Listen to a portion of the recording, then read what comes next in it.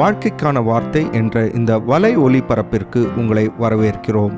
இது ஆதியாகமம் முதல் வெளிப்படுத்துதல் வரை முழு வேதாகமத்தையும் உள்ளடக்கிய ஒரு தினசரி தியானமாகும்.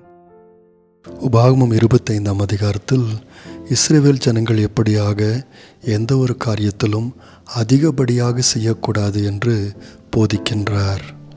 1ஆம் வசனத்திலிருந்து வாசிக்கும்போது, நியாயஸ்தலத்திலே நியாயம் கொடுக்கும்போது தவறு செய்தவனை அதிகப்படியாக தண்டிக்கக்கூடாது என்று போதிக்கின்றார். குற்றம் செய்த ஒருவனை நியாயாதிபதி அடிக்கப்படும்படியாக தண்டனை கொடுக்கலாம். ஆனால் குற்றத்திற்கு தக்கதாய் தனக்கு முன்பாக கணக்கின்படி அவனை அடிப்பிக்க கடவன் என்று மோசே சொல்லுகின்றார்.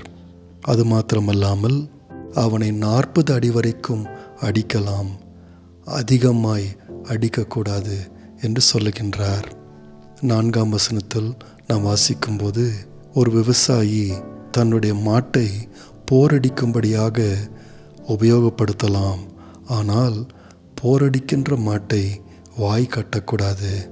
அதாவது அந்த மாடு போரடிக்கும்போது சில தானியங்களை சாப்பிட விரும்பினால் அது பரவாயில்லை, அந்த மாட்டையும் நடத்த வேண்டிய முறையாய் நடத்த வேண்டும் என்று மோசே போதிக்கின்றார். இந்த அதிகாரத்தில் இஸ்ரவேல் ஜனங்களுக்குள்ளே இருந்த ஒரு வழிமுறையை குறித்து நாம் படிக்கின்றோம். ஒரு விதவையானவள் பிள்ளையற்றவளாய் இருப்பாள் என்று சொன்னால், அவள் தன்னுடைய புருஷனுடைய சகோதரனை திருமணம் செய்து ஒரு மகனை பெற்றெடுத்து குடும்பத்தின் நிலத்தை குடும்பத்திற்குள்ளேயே தக்க வைத்து கொள்ள முடியும். ஆனால் அவளுடைய புருஷனுடைய சகோதரன் அவளை திருமணம் செய்ய மறுத்துவிட முடியும். ஏனென்றால் அவன் தனக்கு நேரிடப் போகும் மிகப்பெரிய பொருளாதார பாரத்தை குறித்து யோசிக்க முடியும். அதாவது இந்த விதவையை அவன் ஆதரிக்க வேண்டும், ஒரு பிள்ளையை வளர்க்க வேண்டும். அது மாத்திரமல்லாமல் அந்த பிள்ளை வளர்கின்ற வரைக்கும் சகோதரனுடைய நிலத்தை அவன்தான் பார்க்க வேண்டும். அந்த மகன் வளர்ந்த பிறகுதான் மரித்தவனுடைய நிலம் அவனிடத்தில் கொடுக்கப்படும். இதெல்லாம் ஒரு பெரிய பாரம். ஆகவே அவன் தன்னுடைய சகோதரனுடைய மனைவியை திருமணம் செய்ய மறுக்கலாம். அப்படிப்பட்டவன் இஸ்ரவேலின் மூப்பர்களிடத்திலே கொண்டு வரப்பட வேண்டும். அந்த மூப்பர்கள் அவனை சம்மதிக்க வைக்க முயற்சி செய்யலாம், ஆனால் அவனை கட்டாயப்படுத்த முடியாது. இப்படிப்பட்ட ஒருவன் தண்டிக்கப்பட முடியும், ஆனால் நிச்சயமாக சகோதரனின் மனைவியை திருமணம் செய்ய கட்டாயப்படுத்தப்பட முடியாது. 9ஆம் வசனத்தில் வாசிக்கின்றோம், அவன் சகோதரனுடைய மனைவி மூப்பரின் கண்களுக்கு முன்பாக அவனிடத்தில் வந்து அவன் காலில் இருக்கிற பாதரட்சையை கழற்றி எடுத்து கொள்ளலாம். அக்காலங்களில் பாதரட்சை என்று சொல்வது ஒரு காரியத்தின் மேல் எஜமானாய் இருப்பது என்பதற்கு அடையாளமாயிருந்தது. அது மாத்திரமல்லாமல் அந்த விதவை அவன் முகத்தில் துப்பி தன் சகோதரன் வீட்டை கட்டாதவனுக்கு இப்படியே செய்யப்பட வேண்டும் என்று சொல்வாள். இப்படிப்பட்ட தண்டனையை கொடுத்தாலும் அந்த மனிதனை யாரும் கட்டாயப்படுத்த முடியாது. மறுபடியுமாக இஸ்ரவேலிலே தண்டனைகள் கூட அளவுக்கு அதிகமாக கொடுக்கப்படக்கூடாது என்பதை நாம் பார்க்கின்றோம். 13ஆம் வசனத்தில் வாசிக்கும்போது, வியாபாரம் செய்கிறவர்கள் அளவு கடந்து போகக்கூடாது என்று பார்க்கின்றோம்.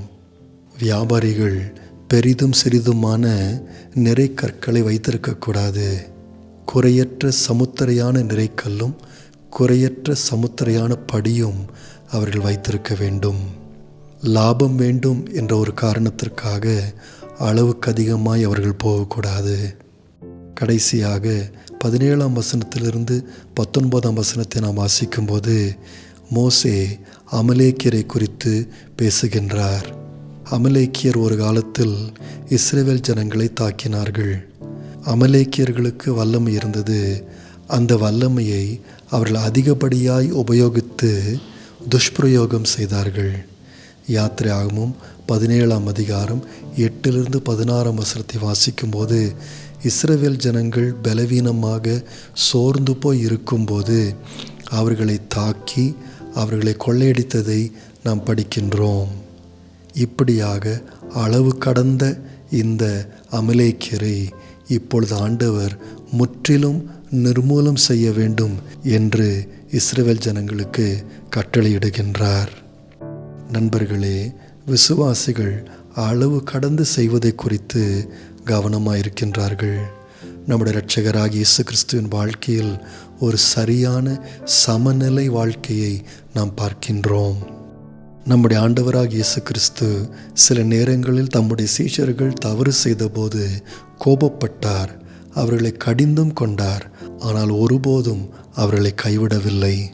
இயேசு கிறிஸ்து ஊழியம் செய்த காலத்தில் மனம் திரும்பாத சில பட்டணங்களுக்கு ஐயோ என்று சொன்னார். ஆனால் அதே நேரத்தில் அந்த பட்டணங்களுக்கு சென்று அவைகளில் ஊழியம் செய்தார். இயேசு கிறிஸ்து அநேக அற்புதங்களை செய்தார்.